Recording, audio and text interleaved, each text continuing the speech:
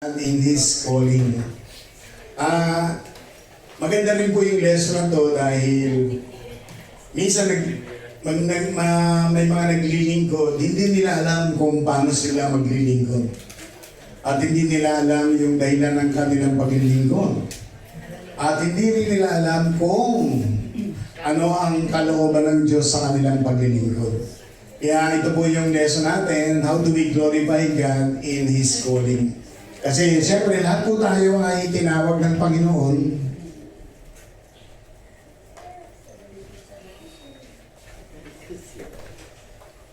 Tinawag tayo ng Panginoon at hindi lang tayo basta niligtas niya, sabi ng Bible. We were called not only to be saved, but we were given the highest calling. No? So yun po yung lesson na to. Sabay-sabay po natin basahin 2 Thessalonians chapter 1.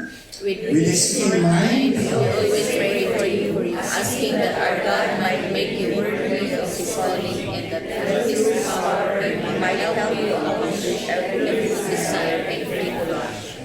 That way, the name of our Lord Jesus will be glorified by you and by you, according to the grace of our Lord and Lord Jesus the Messiah. So, maganda po yung introduction ng verse na to na sinulat ni Paul. Makikita niyo po dahil sabi niya no? Ito daw dapat nasa isip natin at ito'y pinapag-pray natin that God might make you worthy of His calling. And through His power, He might help you accomplish every good desire and faithful action. So, dapat yung ginagawa natin sa Lord ay ayon sa pagkakatawag sa atin ng Diyos. At tinutulungan niya tayo na magawa natin ang magandang bagay at tapat na dapat nating gawin para ang pangalan ng Panginoon ay mag-glorify according to the grace of our God. No? Kaya mahalaga po yung lesson na to. So, basahin natin yung introduction. All believers are called to love God and neighbor and to make disciples. However, the Scripture also acknowledges that God sets apart some for vocational ministries, such as pastors, missionaries, and teachers, who serve full-time in the church growth and mission. Wherever you serve, ensure Christ remains the focus. Stay close to Him through Scripture, prayer, and fellowship. Live with your faith at home and work because we are serving a faithful God. So praise God. Dito po sa introduction din natin, lahat po ng mananampalataya ay tinawag dahil siyempre may commandment ng God to love God and also to love our neighbor. At may mga masasabi natin na pastoral calling o vocational ministry na sinasabi po ng Bible. Mayroong mga pastors, missionaries, teachers, evangelists, di ba? Iba-ibang pagkakatawag. At subalit may mga sa loob ng iglesia, pwede tayong tawagin ng Panginoon sa iba't ibang gawain. So mahalaga dito, wherever you serve, ang focus natin ay nasa Panginoon lamang. At ito ay mananatili dahil ito yung lagi natin ginagawa, yung elements sa loob ng church service. At sabi paalala sa atin, live with integrity at home and work because we are serving a faithful God. So ganun po yung pagkakatawag sa atin.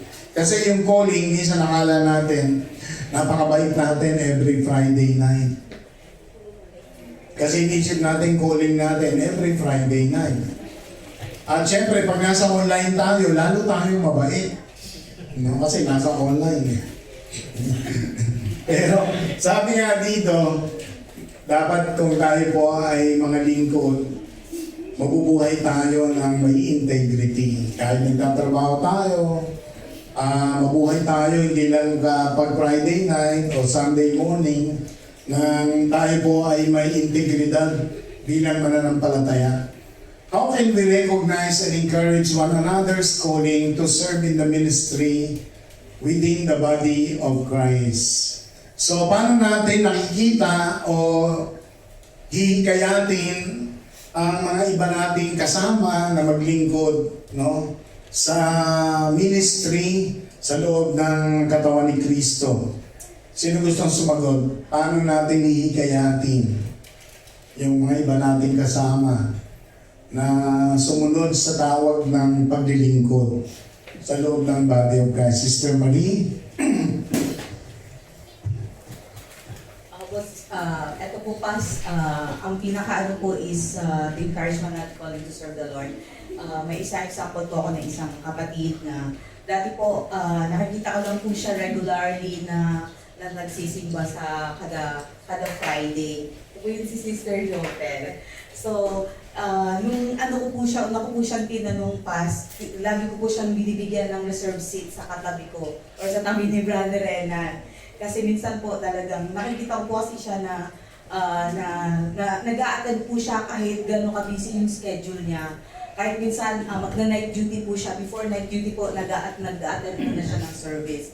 So, nung nalaman ko na taga-Riga din po siya, so tinanong ko po siya na although may Bible study group naman po siya, pero sabi ko sa kanya, Sister, mas maganda kasi yun na makasama ka sa mga ministry kasi masaya maglingkod pagka may ministry ka. So, I praise the Lord po kasi nakita niya po sa amin na si Sir Alma at ni Brother Renan kung paano kami nag-serve sa Usher Ministry. So, na-encourage po siya na nag-join ng Usher Ministry. So, nagpapasalamat po kami kasi under training na po siya ng Usher Ministry. Ayun lang po, yung talagang ipakita ko lang po yung kasiyahan mo na maglingkod sa Panginoon. At nakikita po niya yun, at siya na po mismo yung magsasabi ng yes sa Lord na mag-serve sa Lord. Yan, praise the Lord. So, maganda po, no?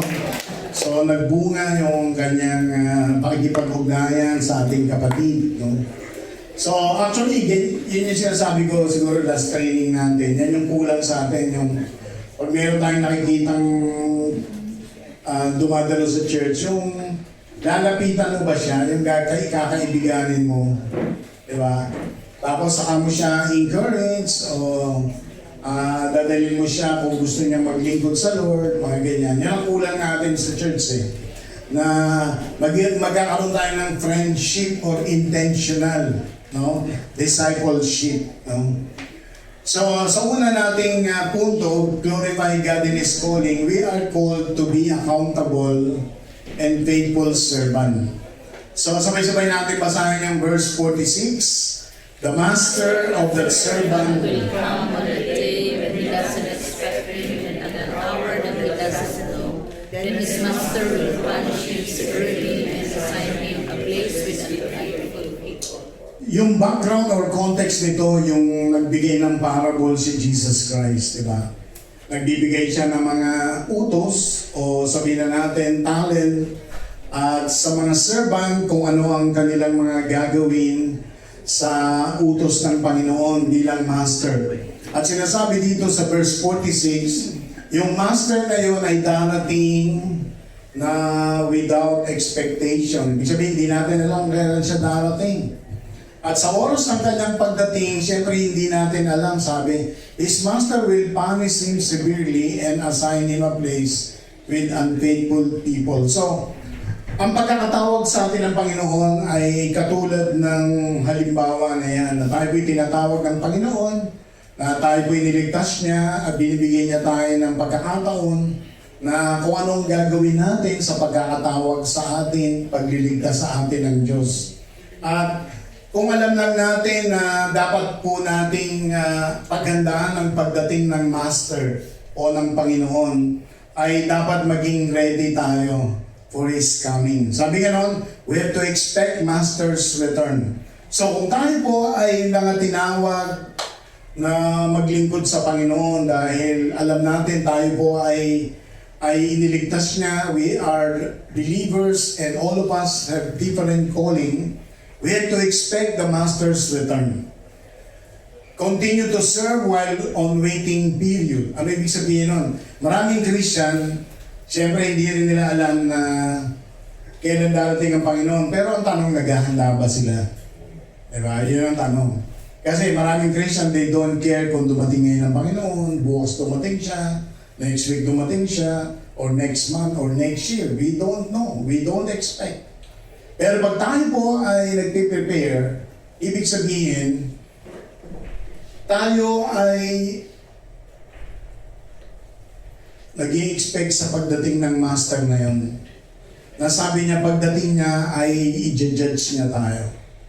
And we should be accountable sa Panginoon o sa master na ito. Choose reward or punishment in the end. Pakibasa to Luke 12:47 to 48 and 2 Timothy chapter 1 verse 9. Luke chapter 12 verses 47-48. Every servant who knows what pleases his master, yet does not make himself ready and refuses to put his master's will to action, will receive many punishing blows.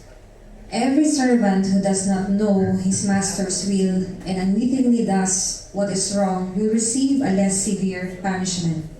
For those who have received a greater revelation from their master are required a greater obedience, and those who have been entrusted with great responsibility will be held more responsible to their master. Listen. Yan, next, 2 Timothy. At 2 Timothy chapter 1 verse 9, He has saved us and called us to a holy life, not because of anything we have done, but because of His own purpose and grace. This grace was given us in Christ Jesus before the beginning of time. So, pag binasa natin yung dalawang to, mahalaga po lalo na yung pagkakasabi sa 2 Timothy 1:9 na we were called with the highest calling at ito ay ginawa ng Diyos even before the time, no? Na alam natin na ito ay mangyayari nga na pagdating ng Panginoon, haharap tayo at siguro katulad ng sinasabi sa Matthew chapter 25 sa judgment call ng Panginoon ay anong ginawa natin sa mga bagay na binigay sa atin ng Panginoon at pagkakatawag sa atin bilang mga lingkod niya, di ba? So mahalaga po siya na tayo po'y maghanda bilang accountable at faithful servant, no? How do you see your responsibilities and or opportunities to serve in the church ministry work? Paano natin tinitingnan yung, kung tayo naglilingkod na, paano natin tinitingnan yung pagganap natin ng ating responsibilidad sa loob ng ministry work, or kung hindi pa tayo naglilingkod, paano mo nakikita yung mga opportunities na pwede kang maglingkod, diba? Sa ministry, no? Sino yung gustong sumagot? Sister Jane.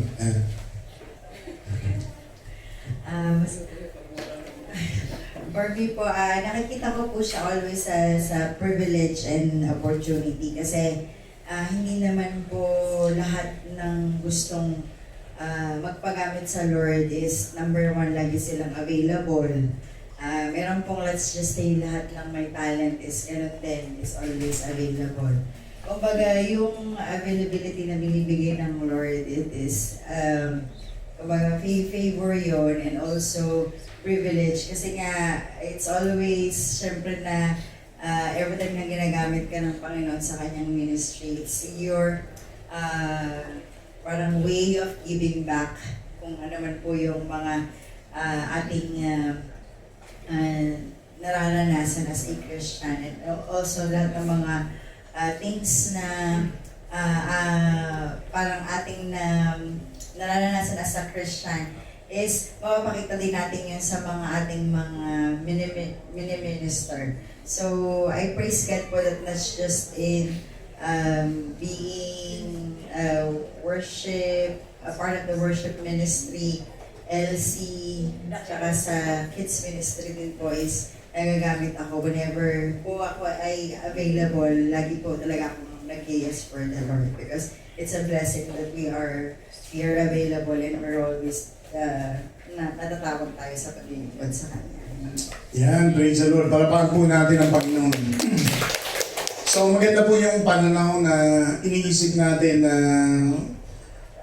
paano tayo maglilingkod sa Lord, di ba? Paano tayo maglilingkod kung may opportunity tayo, when do we start? Yan ang pangalawang tanong doon eh. Kasi pag sinabing opportunity, it will come, but it might be lost.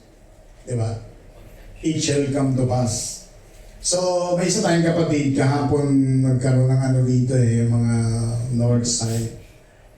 Dati, nagtatrabaho siya sa Pujaira Pero dati kumakanta daw siya, kaya lang sabi niya wala akong panahon kasi galing ako sa Pujaira, araw-araw, nagta-travel. Tapos nalipat na siya sa Dubai ngayon. Siguro mga 2 months ago. Kahapon nagsabi siya, pwede na rin daw siya mag-start mag-practice. At gusto niyang sumali sa ministry. The opportunity will come, mga kapatid. Pero ang tanong nga when do you start?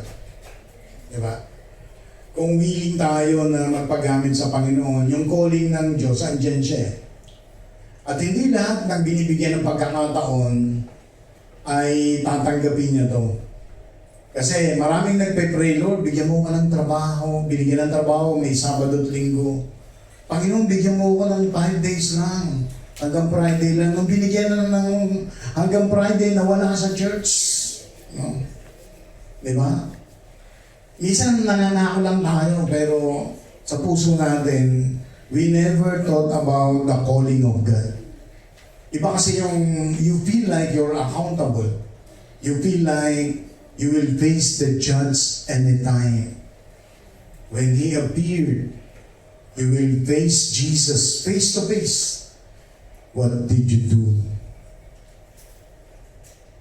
with all the gifts that you are given? How many souls have you brought with you in the kingdom of God? Diba? Harap tayo. Lahat tayo haharap sa Kanya. Kaya yung ministry work, opportunity siya. At maganda yung sinabi natin kapatid, it's a privilege. No? It's a privilege. Di ba? Na maglingkod ka sa hari ng mga hari at Panginoon ng mga Panginoon. Pangalawa, glorifying God in His calling, we are called to follow God's direction and will. Sabay-sabay natin basahin Ephesians 4:11 to 12. Now, these are the gifts. God here to give the church, the apostles, the prophets, the evangelists, and the pastors and teachers. The responsibility is to equip God's people to do His work and build up the church, the body of Christ. Praise the Lord. So, dito po maliwanag, ito may tinatawag na pastoral ministry or vocational ministry sa loob ng church. Sila po'y tinawag para maging iba't ibang bahagi ng iglesia bilang apostle sa mga unang panahon, prophets, evangelists, pastors, teachers. At ang ministry na ito ay napakahalaga sapagkat sinasabi diyan, ang responsibilidad nila ay to equip God's people to do His work and build up the church, the body of Christ. When teaching is effective, shepherding edifies, or leadership strengthens the church, these are the signs that persons give align with the vocational ministry. Ano ibig sabihin niyan? Yung minsan nagtatanong ka, tama ba yung kinalalagyan ko sa pagkakatawag sa akin ng Panginoon? Diba? At ito yung mga patotoo na pag nagiging effective ka sa ginagawa mo, at siguro napapagpala yung maraming kaluluwa at nag-glorify pa yung Lord, ay nasa tamang kalagayan ka. Diba?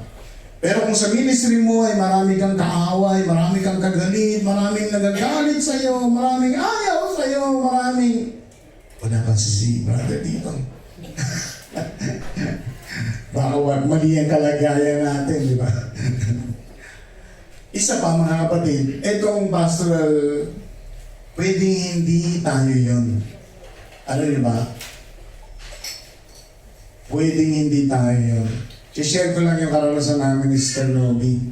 Nung nagsimula po kami sa college ministry sa eskwela namin, parang ganito kami nagsimula. Nag-i-invite po ako ng mga naglalakwatsa. Hindi, mga... nasa corridor lang, nasa mga bangketa, nagchichismisan, mga Martes, Maricales, okay. Yung mga nagtitipon-tipon. Ini-invite ko. Minsan nadaan ako sa Sister Nobi, tsaka mga kaklase niya. Batid kayo ng Bible study. Doon sa, nadaan ako yan. O sige na, okay na. Inimbitahan mo sila. So, gano'n ako. Pag every Wednesday yata yun eh. umiikot ako ng mga corridor. Pag may nagkikwento ko na ganyan, inimbitan ko na po ay sa multipurpose hall. Merong gawain doon, makikinig lang kayo. Sabi nga, alam niyo ba yung, siguro umabot tayo ng 40 to 50 na uli, no? Umabot kami ng ganun. Mahigit 10 doon, naging pastor. Mahigit 10. Bakit ko ito sinishare sa inyo? Hindi nyo masusukat ang kayang gawin ng Diyos. Baka may nasharean ka na hindi mo alam, tinatawag siyang maging pastor. Ibig sabihin, yung taong yun na sineran mo at na-born again, lahat ng magiging anak nun, ikaw rin ay dahilan ng pagiging mananampalataya nila. Kasi ikaw yung nag-share sa pastor at siya yung naging pastor. Kaya pag lahat ng anak niya sa pananampalataya, anak mo rin yun. Diba? Anak mo rin siya. Kaya mahalaga po, baka akala natin yung calling na to, tayo yun. No. You can share someone. You never know the calling of God. This people, or this friend, or this man, or this woman is called to be a pastor. You know, man. Kaya ako tuwa-tuwa kasi nung pag meron lang kami nakikita ng pastor na pala siya, pastor na pala siya. May nauna pa nga sa akin, pastor eh. Doon sa mga sinisera namin. May mga nauna pa sa akin, pastor. Kaya, tignan natin na yung kaluluwa na sinisera natin. Di natin alam yung plano ng Diyos sa kanila. Diba? Kaya kailangan alagaan lang natin sila at sila ay gagamitin ng Panginoon. Sa Romans 12:4-8, nakanila tayo. Romans 12:4-8, for just as each of us has one body with many members, and these members don't all have the same function. So in Christ, we, though many, form one body, and each member belongs to all the others. We have different gifts according to the grace given to each of us. If your gift is prophesying, then prophesy in accordance with your faith. If it is serving, then serve. If it is teaching, then teach. If it is to encourage, then give encouragement. If it is giving, then give generously. If it is to lead, do it diligently. If it is to show mercy, do it cheerfully. 1 Peter chapter 4, verse 10, each of you should use whatever gifts you have received to serve others as faithful stewards of God's grace in its various forms. So we have each of us have different gifts, diba? Sabi niya nun. Can anybody share his testimony or experiences in serving for the ministry God assigned to you? So, ano yung mga karanasan mo sa paglilingkod kung saan ka dinadala ng Panginoon? Kasi meron sa atin, dati nagsimula siya sa ganitong ministry, tapos nilipat siya ng Panginoon, tapos nilipat siya ng Panginoon. At meron mga multitasking. Naglilingkod siya rito, lilingkod siya dito. Sino gusto mag-share? Paano niya nagagampanan yung mga paglilingkod na kung saan siya dinadala ng Panginoon, di ba?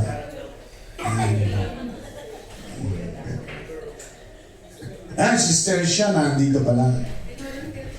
Binolunteer ka.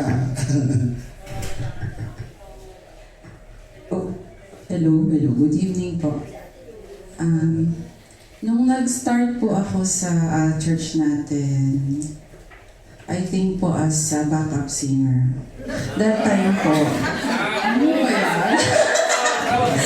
That time po, because of need. Kasi walang kami lang po yung available that time na Nanay Joy ata yun. And then po, dahil ako po ay, ang work ko po ay sa admin. So, dinala din po ako dun sa admin. Encourage po ako ng isang leader na mag-join sa admin hanggang sa nag-assist po kami sa events. Hanggang eventually po, nag-head po tayo sa events. And yung pong sa pagiging parang mayroon pong year doon na parang 5 times na lang ata ako na-assign. So, tapos puro Zoom pa, para ako na nakakarinig. So, parang tinanggap ko na po na hindi yun ang calling ko. So, ayun po, parang sa akin po mas effective, parang sa akin po parang mas effective ako kung doon ako sa preparation po ng service, sa backstage, gano'n po. Tapos, aside from that, naging head din po ako dati ng women's ministry nung bago po siyang create. Pero more on married po yung mga women. So para mas effective po siguro kung married yung handle nun.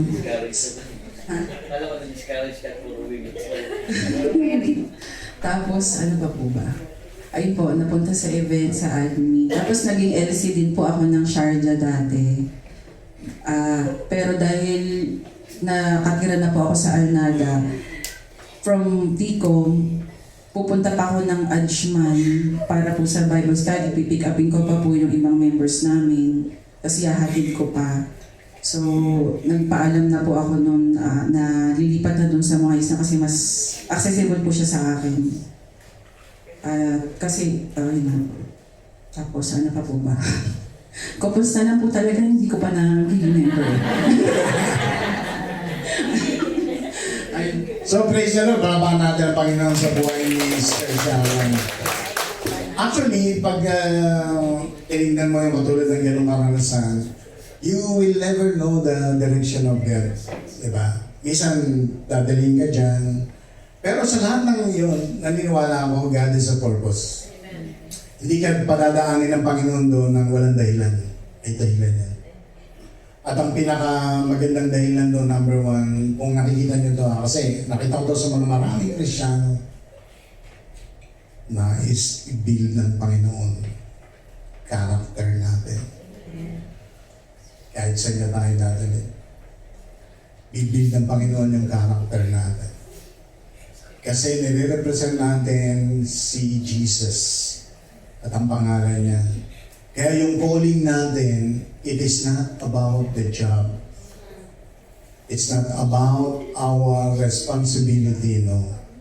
It's not about our attendance, but it's about our character. Because we are ambassadors of Jesus Christ. Amen? So mahalaga po siya sa pagkakatawag sa atin. Ay, sorry. No, sige. Kay Eileen.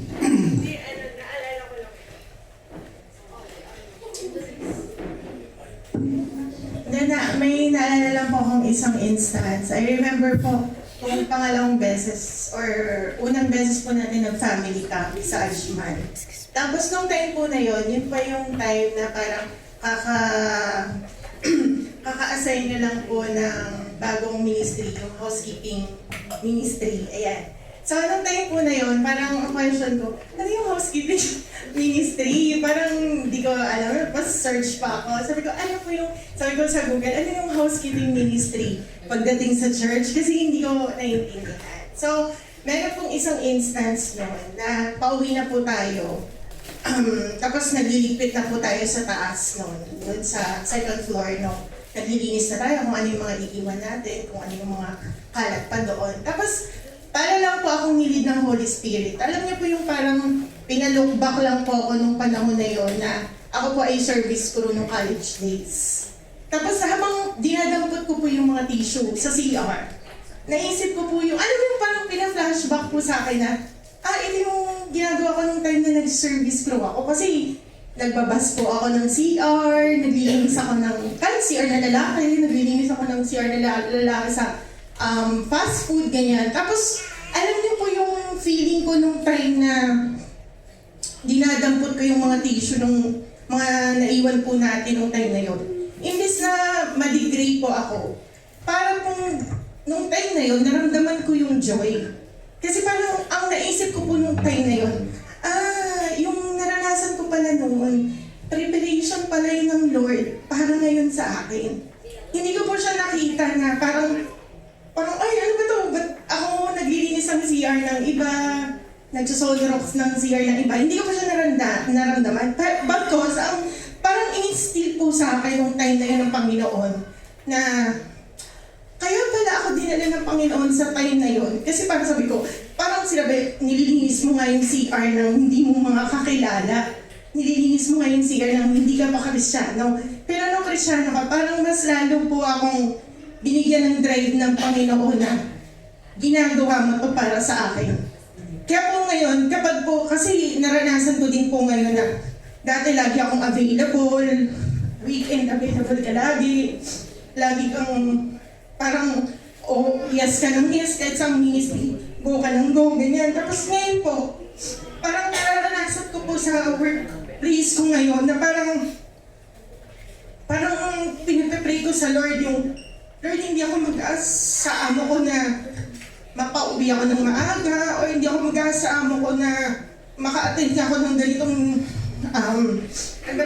service or event po natin. Gusto ko sa iyo po ako mag-ask. Alam kong ikaw yung gagawa ng kaparaanan para maka-attend ako. And praise the Lord po, nung nakaraan pong couples ministry, yun po yung isa sa sinabi ko po sa mga officer nung kami po ay nagpa-plan. Sabi ko, basta po ipag-pray niyo po ako na makasama po ako. Kasi po yung dealer po ng heart mo na gusto ko, kasama po ako doon. Ayoko lang yung kasama ka lang sa planning. Pero yung gusto mo yung presensya mo nandun ka.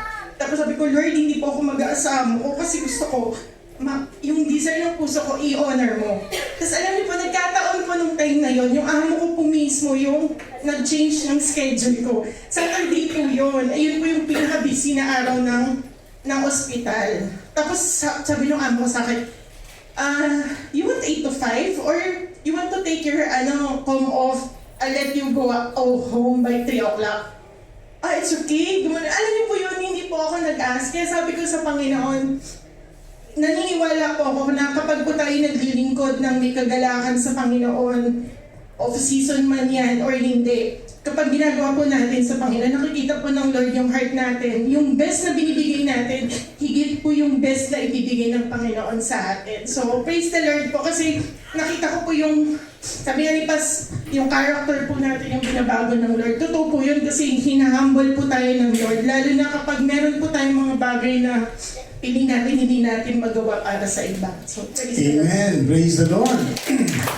So, napaganda pong karanasan na nilipat siya ng Lord because of God's intention na sila po ay maka-attend, no?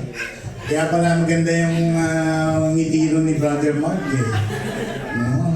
Ayaw nila magbitaw sa dance nila, eh. So, point number 3, call to pursue the goal of Christ.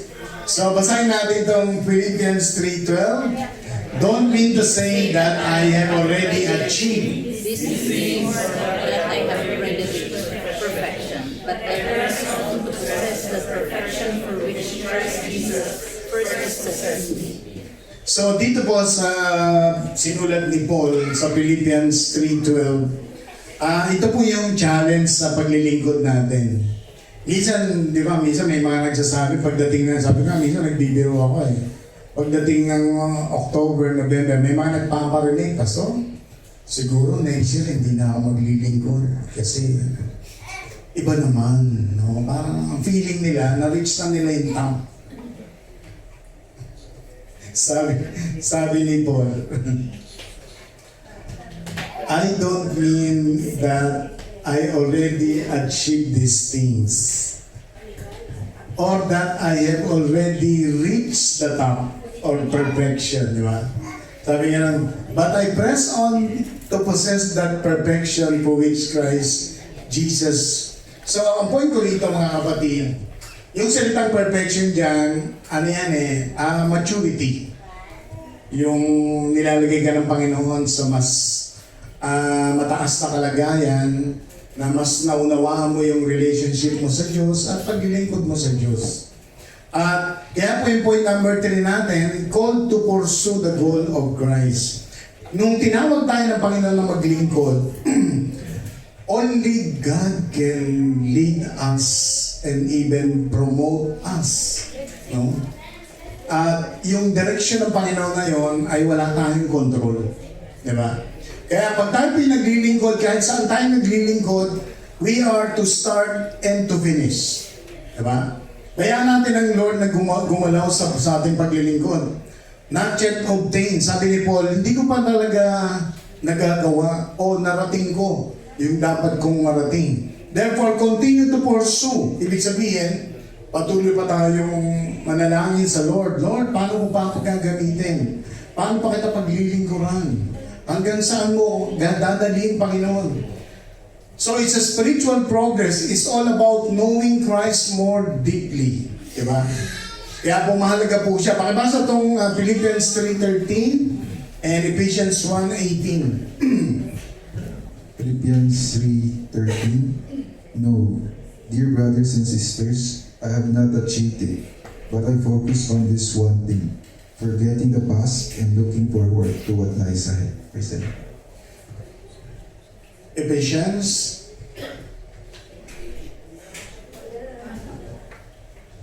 Ephesians 1:18. I pray that the eyes of your heart may be enlightened in order that you may know the hope to which He has called you, the riches of His glorious inheritance in His holy people. Yan. Dito po maganda po yung challenges ng word niya. Sa Philippians 3:13, sabi nga ganun, pag naglilingkod tayo, minsan hindi tayo makapag-move forward. Kasi ayaw nating kalimutan yung mga nakaraan natin. Kasi sabi niya in Philippians 13, forgetting those things which are behind and reaching for those things which are before. Minsan pag nadapa ka, ayaw mo nang bumangon. Pag natisod ka, ayaw mo nang gumalaw. Pag nakatisod ka din, ayaw mo nang kumilos. Dapat yun, forgetting those things which are behind. Hindi tayo makaka-move forward pag hindi tayo marunong kumalimot sa mga nakaraan. Dahil walang forever sins and anger and bitterness. Only God's love is forever and ever and ever. Yeah. So, tandaan po natin siya. Share your personal motivations in continuing whatever church ministry God has called you to serve until today. Sino gusto mag-share yung ano yung personal niyang drive o motivation na ayaw niyang tumigil sa paglilingkod? Kahit siguro taasan pa siya ng sahod, i-promote siya, bigyan siya ng pagpapala, basta sa kanya, maglilingkod pa rin ako. Sira. Sister May daw.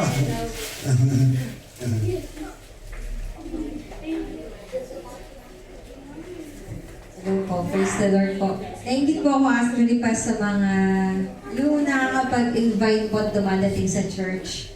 But the Lord is teaching me na we have given different talents at tayo ipinagkaloob ng Lord sa pagkakataon na siguro sa encourage.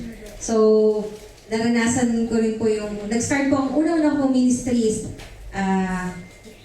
Hakot Ministry, yun, sa music. So, nung natatandaan ko po na-join kami sa May Papay's, yun yung kaya kong gawin. Mag-ikot-ikot ng mag-roll ng mga wires, tumulong magbuhat o baba. And dahil pakalamera ako, ayoko nang naiingayin yung mga tao sa taas. Yun din, nag-start din po dun yung kids. May 3 batang maingay. So bagong Kristiyano rin po ako. Naiirita po ako. Sabi ko, ang ingay-ingay nila, hindi ako makafocus. So tumawid po ako ng kalsada, bumili ako ng coloring book. Then nag-start na po yung every Friday, hinahanap na po nila yung teacher na laruan namin. So, to make a long story short po, what drives me to continue, what motivates me, is yung natutunan ko po yung pag tinatanong po paano ka nakakilala sa Panginoon.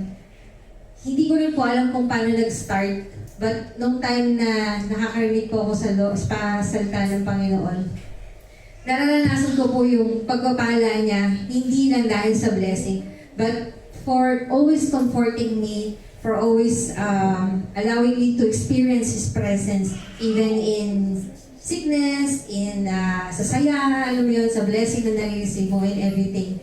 And dumating po talaga yung point na mamimili ka kung you will involve yourself sa iyong career growth sa office before po ako nag-ministry. May mga chances po na binibigay ang kumpanya for me to be yung mag-excel and mag-promote.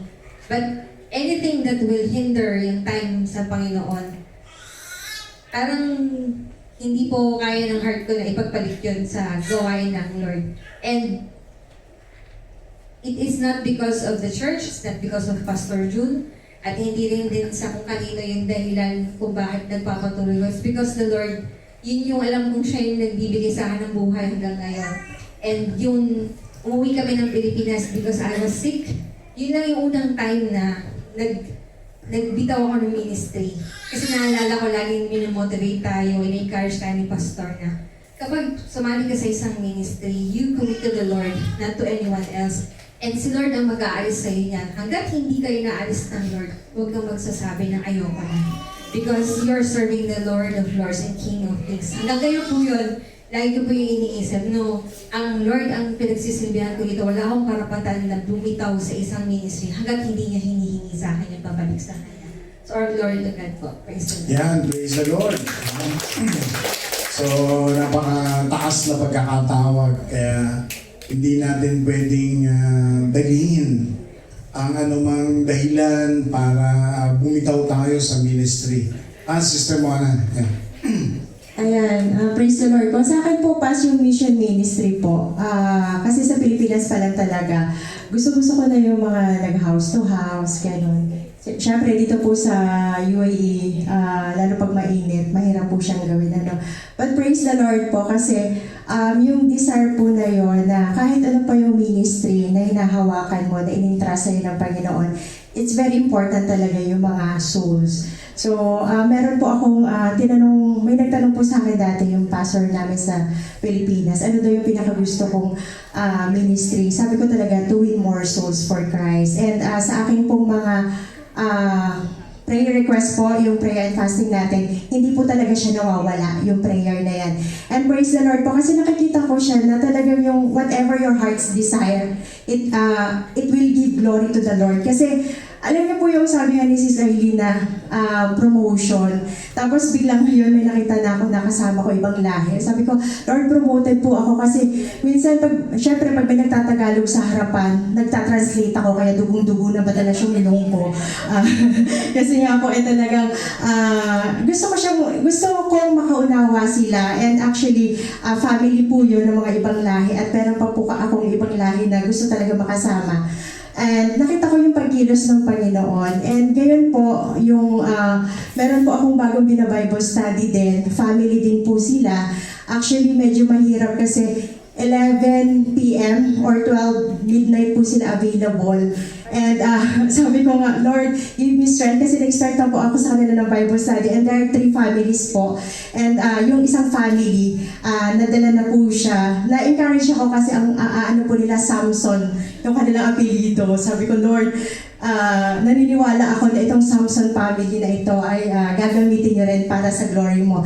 And nagkaroon po sila ng kauhawan kasi sila po ay na Bible study ko na long time ago na. Hindi ko akalain na magkakaroon na pala sila ng hunger. And sila na yung nag-approach sa akin na ituloy kaya natin dahil gusto nilang makasama sa church, although mahirap yung schedule. And we're praying po na makasama po natin sila. Praise God po kasi kasama ko rin yung Ways na Bible Study to pray for me. Even natin siya, nag-offer siya na ituloy. At minsan siguro magiging speaker siya doon sa Bible Study na yun. Although, challenge po talaga kasi sabi ko at least 30 to 45 minutes. Pero nakita ko po yung hunger nila na gusto po talaga nila yung gawain ng Panginoon. And I pray po na makita nyo rin po sila dahil alam ko matutuwa unang-una ang Panginoon doon. So, ang akin po kasi Pas ay whatever happens at my back, I still continue to worship the Lord and walk kung ano yung sinasabi ng Panginoon. Kasi yun na naman po yung kaya nating ibigay sa Panginoon, yung buhay po natin na naglilingkod sa Kanya until today. And praise the Lord din po kasi meron kami sharing ng Compass Ministry. Since po nang nag-join ako sa Couples Ministry, hindi po kami pinababa ng Panginoon. Kami-kami pa rin po ngayon yung magkakasama. And nakita ko po yung sa Couples Ministry na yung sinasabing family tie na yung nakabind kayo. Kahit po sa mga personal kasi na yung mga galaan, ganyan, nakakasama po namin. And I'm so blessed po na naging part po ako ng Couples Ministry kasi nakita ko rin na mas na-strengthen yung faith namin mag-asawa. Praise God po. Praise the Lord, palapakan natin ng Panginoon. So, praise God. At last point natin, call to obtain God's reward for His glory. Sabihin natin basahin verse 14. I press on toward the goal to win the prize. For which God has called me heavenward in Christ Jesus. So, sa totoo lang, tayo po'y naglilingkod at patuloy na nagtitiwala sa Lord. Pero in the end, it's a privilege, pero may reward talaga ang Lord sa atin. At ito po'y pinangako niya, no? Call to obtain God's reward for His glory. So we have to continue with the positive attitude as a sign of maturity. Bakit ko nilagay ito na positive attitude? Kasi pag naglilingkod po tayo, may mga negative encounter din tayo. Hindi po perfect ang church. Lalong hindi perfect si pastor. Dahil hindi perfecto yung pangalan ko. Yung mga kapatid nating naglilingkod, they are all imperfect persons. I'll be honest with you mga kapatid.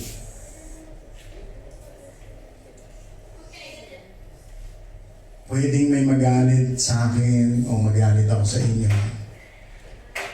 Pero in the end, how can I glorify God? I have to forgive and I have to be forgiven.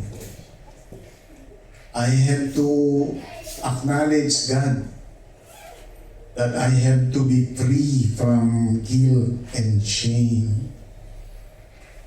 Kaya sa paglilingkod, may mga encounter tayo na akala natin ay tayo ang tama. Sa harap ng Panginoon, walang tama, kapatid. Kasi lahat tayo ay may pagkukulang. Kaya kung tayo po'y magmamature at titingnan lang natin kung ano at saan tayo tinawag ng Panginoon, ay makikita natin ang ating sarili na we are just forgiven. Diba? At yung paglilingkod natin ay isang privilege kahit na tayo makasalanan, kahit na tayo ay maraming pagkukulang, pero bakit tayo magmamalaki sa harapan ng Panginoon? Diba? Kaya huwag natin isipin na pag may nagkamali sa ating kapatid, nagkulang sa ating kapatid, nakarinig tayo ng hindi maganda sa ating kapatid, gagandi tayo, awayin natin, magtatanim tayo ng sama ng loob. No, it's not God's calling, mga kapatid. Let's wake up, mga kapatid. Hindi ganun ang calling ng Lord sa atin. Let's wake up. Kaya mahalaga na we are called to obtain God's reward. Kasi pag umarap tayong lahat sa Panginoon, ay harapin natin ang isang banal na Diyos. Banal. At ang Diyos na ito ay biniyaran na niya yung mga kasalanan natin. Kaya matuto tayong magpatawad sa mga kapatid natin na nagkasala sa atin. Yung dating pastor na I don't know exactly, pero ang nakita ko ay gusto niya akong pababain sa ministry at gusto siyang pumalit for many reasons. Nung nagkaroon kami ng pagtitipon minsan at kasama ko sila Deacon Bayan na punta kami sa hotel sa Barcia, na andun din yung namatay na si Pastor Joel. Nilapitan ko yung pastor na yun. Bakit? Sa akin kasi pinatawad ko na siya. Hindi ko tinignan yung mga madilim na nakaraan, o madilim na dahilan, o yung mga bagay na inahadlang ng kaaway. Hindi ko siya tinitignan. Basta gusto ko na maging maluwag ang aking puso't damdamin, aking isip. Kaya nilapitan ko siya, kumusta ka na? At tinapik ko siya, subalit never. Wala siyang ginawa. At nagalit siya sa amin nila Deacon Brian. So in short, nasa sa kanya na yan, di ba? Pero kung ang punto ay kung nasa aking puso, damdamin, kung si Pastor Jun ba ay nagtatanim ng sama ng loob at galit na galit dahil gusto siyang pababain, hindi po. Sabi ng Bible, siya ang naglalagay, siya rin ang nagtatanggal. Ganun po yung pananaw ko sa calling. Kaya sa akin, sa ating paglilingkod, ganun din po tayo.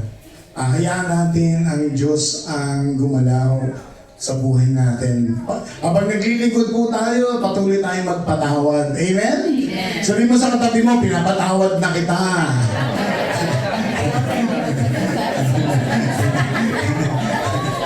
Amen, di ba? Sabi nga dito, pag tayo po ay naging mature Christians, tignan nyo ha, pag tayo po ay nagmamature, what gives me the greatest joy? Ano talaga ang nagpapasaya sa atin? Jesus love us, mahal tayo ng Panginoon. Di ba? Yun ang talagang nagpapasaya sa atin. Na mahal tayo ng Panginoon. Kasi yung katabi natin, pwedeng tumigil ang pagmamahal yan sa atin, di ba? Pwedeng hindi mahal tayo araw-araw niyan. Pero Panginoon, hindi nagmamaliw ang kanyang pagmamahal, di ba? So that's our greatest joy. What keeps me motivated in serving God? Yung mabuting balita. Yan ang matibay na motivation natin. Doon sinasabi ni Sister Mona na napakasaya na may mga kaluluwa na nakakapakinig ng salita ng Diyos. Dahil yun yung ultimatum, yun ang base, no? Na ang Diyos kaya siya namatay dahil iligtas yung mga kaluluwa na yan. At panguli, what brings glory to Jesus Christ? Of course, soul winning. Pag maraming naging bunga ang ating pagiging Kristiyano sa tawag na paggamit sa atin sa iba't ibang area, yan po yung soul winning ministry, yan po yung winners ka talaga. Diba? Dahil yan yung gusto ng Panginoon. So, basahin natin to, Philippians 3:15, 1 Corinthians 9, 26-27.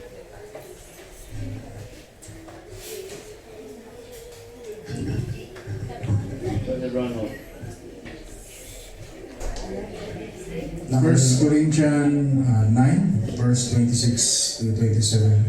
Therefore, I do not run like someone running aimlessly. I do not fight like a boxer beating the air. 27. No, I strike a blow to my body and make it my slave, so that after I have preached to others, I myself will not be disqualified for the prize. Yeah, next. Philippians 3:15. All of us then who are mature should take such a view of things, and if on some point you think differently, that too God will make it clear to you. Yan, praise the Lord. Yan po yung kailangan makita natin yung ating sarili na patuloy po tayong maglilingkod kahit ano pa ang dahilan ng ating mga kasama. Sabi dito, in your personal opinion, what reward do you expect from God in the pursuit of the highest calling of God in Christ Jesus? So, sino po ang gusto sumagot na anong nasa isip o puso natin na magiging reward ng paglilingkod natin sa Kanya? Sino? Brother Billy, tumataas ka ng kamay, no? Kaya ano yung ina-expect mong reward, Brother Billy? Sa pagsunod ng pagkakatawag sa atin kay Kristo Jesus. Praise. Sabi po dito, in your personal opinion, what reward do you expect from God in the pursuit of the highest calling of God in Christ Jesus? Sa akin, Pas, di ba po nasabi din po talaga na marami yung nagpe-prepare ng mga worldly things here in earth. Pero sabi ng Lord, kung isisik natin siya Di ba sabi, all these things shall be added unto you. Kumbaga, may malaking room na piniprepare na ang Lord sa'yo doon sa heavenly home natin, which is yun naman po talaga yung totoong citizen natin as a Christian.